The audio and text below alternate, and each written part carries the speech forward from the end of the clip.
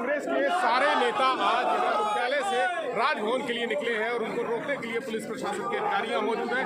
Barricading करके कांग्रेस के चारों तरफ के रास्ते बंद कर दिए गए, लोहे की बैरिकेडिंग लगाई गई और यहाँ पर टीम निकली है। आप देख रहे हैं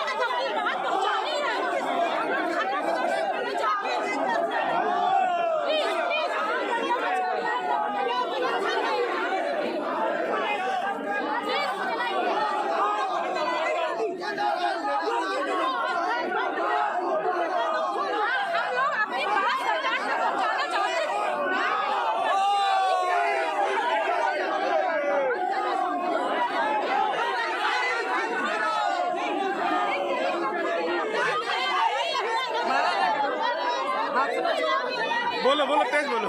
हाथ ना छोड़ो, हाथ छोड़ोगे तो